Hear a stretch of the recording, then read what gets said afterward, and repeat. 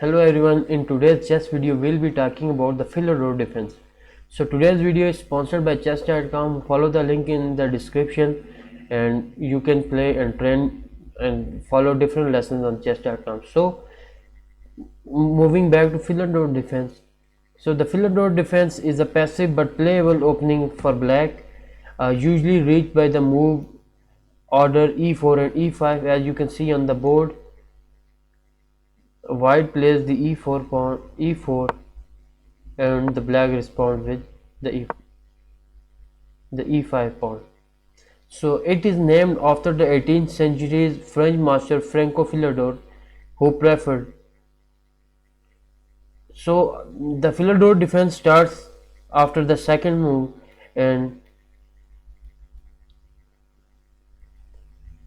so the Philidor defense is defined by black's second move after e4 and e5.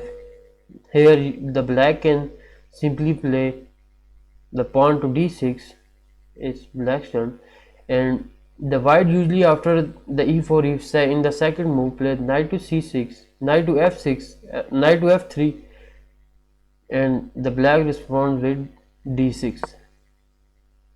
So although d6 is the third most common move in this position, it is only played about 1/30th as often as second move, and sometimes the black plays knight to c6,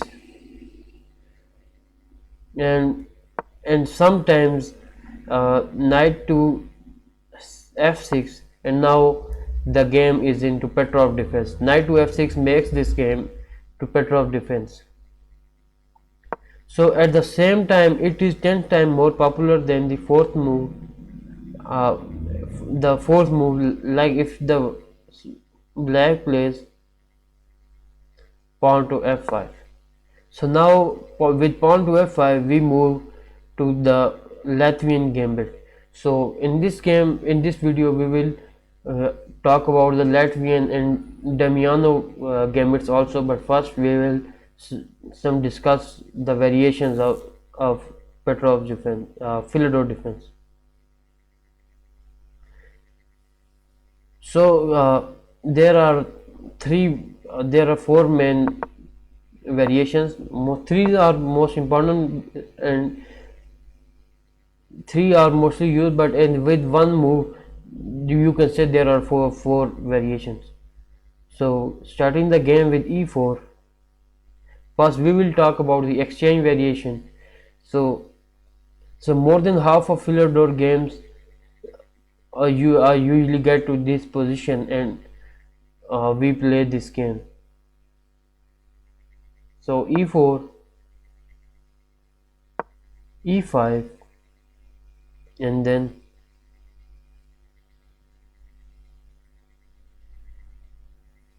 knight to f3, and now we play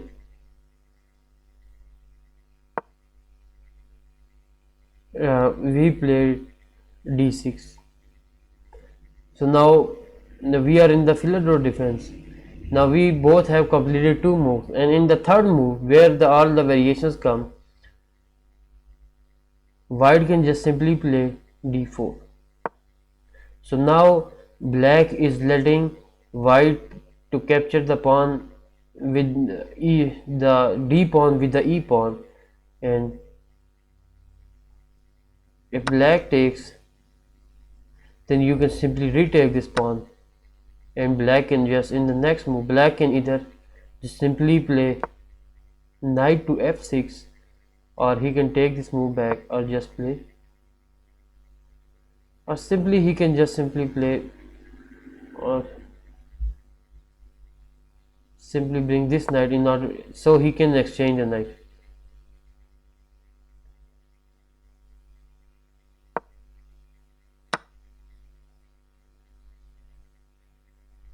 So the third move was played d4.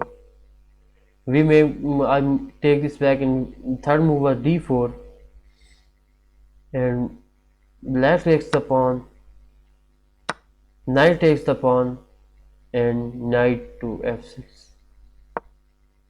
So in the knight to, and the black plays and the white plays knight to c3 and bishop to,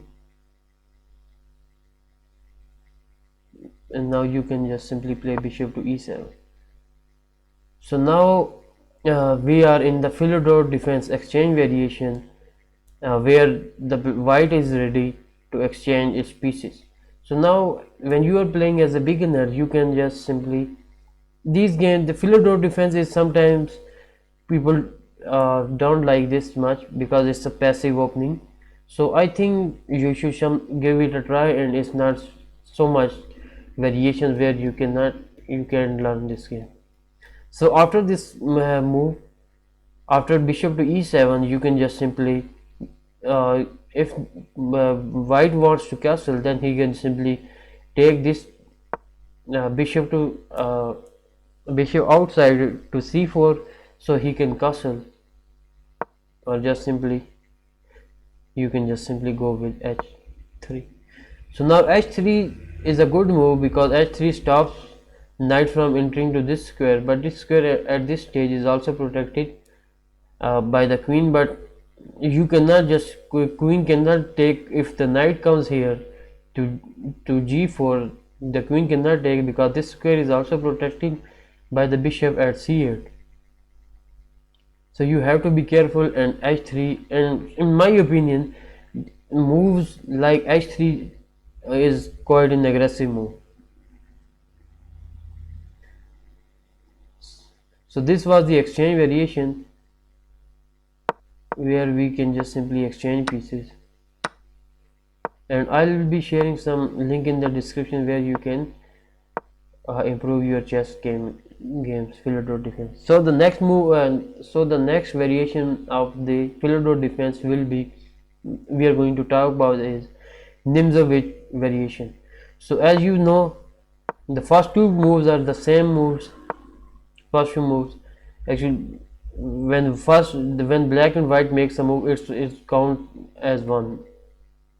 So here in the third move, the variation started where white plays d4, and instead of taking the pawn, because this pawn is already under threat and it's protected, the black plays knight to f6.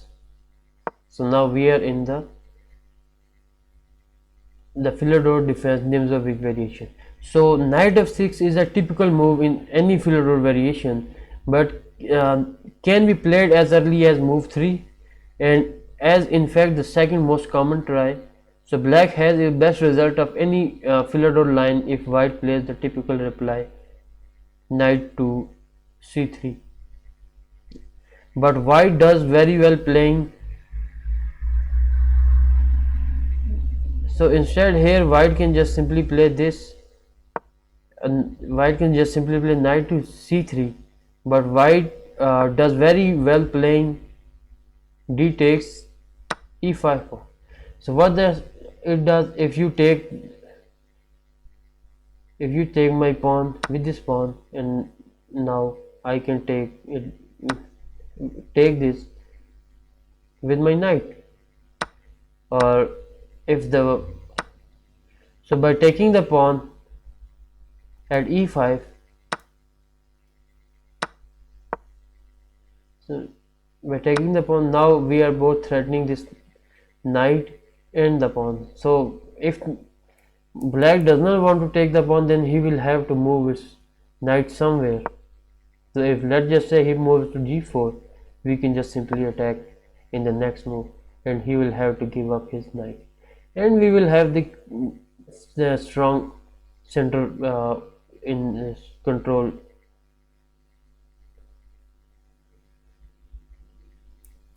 So this was the second variation, Nimzowitsch variation.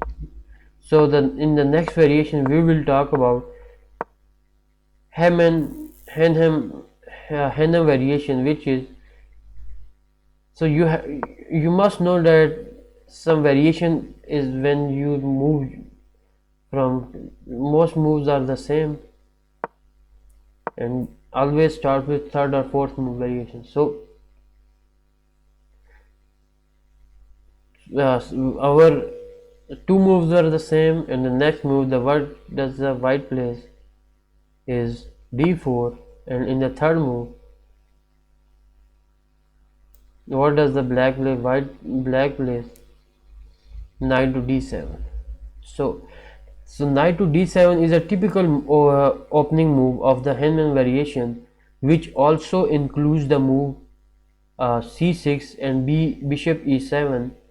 So black aims to develop naturally while controlling some central squares. So if the game continues, and I think when you are in this position, you don't have to take the pawn, and most of the time I don't take the pawn. I just move my pawn to the next square, because now we are up in is 1.1 one rank up in his territory, so I don't just simply take this and I move. So in the next move, if I have to protect this, and just say black, in order to thread my pawn at d5, I just simply protect it with a knight, and let white, if white takes, then we can just simply take. So the Philidor defense can stop white from playing the royal opposite opening. So the next variation, which I saw, three were the main variations, and now with one slightly change, you can just say it has the four variation. So we just continue the game. So the black plays. So this is a white turn. Black plays bishop to c4. So white can play bishop to c4 to develop naturally while avoiding black's main lines. So black must be careful not to end up in a trap known as legal move. So how can just,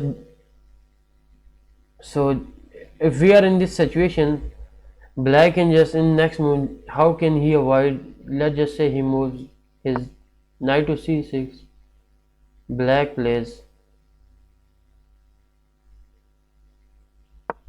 knight to c3. So with bishop to g4, we can just simply, in order to take this back, we just play h3. So I always play h3 because I think this is one of the most aggressive move.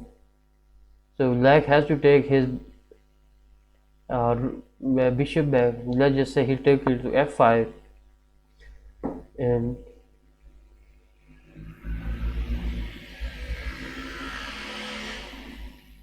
so now we are in the legal mate going for us. So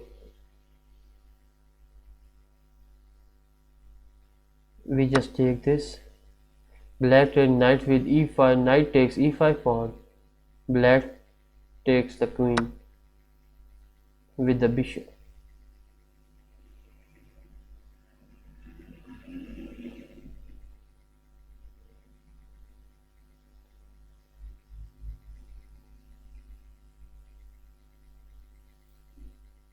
So now you can just simply, so now as you have lost your queen, now as you can see, the black is but being ignorant, white does not conclude the move, and the move was, now this square is also protected. So now you can just simply play your bishop to f6. So now giving a check, black has to bring its king forward, and now in the next move you can just simply give him a check with the knight to d5. So it's a checkmate, and white is up by 1 point. So you will have to be careful by these legal moves. So these were the Philidor defense, and I think you should, why you should use, and you are playing as beginner, you should use Philidor defense. So it has many pros and cons, Like when you are playing Philidor Defense, it's a solid base in the center. You can get some solid base in the center, and you can stop white from playing the royal opposite opening. So when you are playing this, you can sometimes get your, when you play the c6, you stop your dark squared bishop. So when at this stage, when you play the d6 square, this is the drawback I think I have noticed. When you play the d6, your bishop, dark square bishop, gets stuck, and you will have to just continue the game. So in the next video we'll be talking about how you can stop the Philidor defense. So at this stage, this was a you can give a try and play the Philidor defense, and I hope you like the video. So today's video was sponsored by chess.com, which you can follow the link in the description, and give a thumbs up, and thank you so much.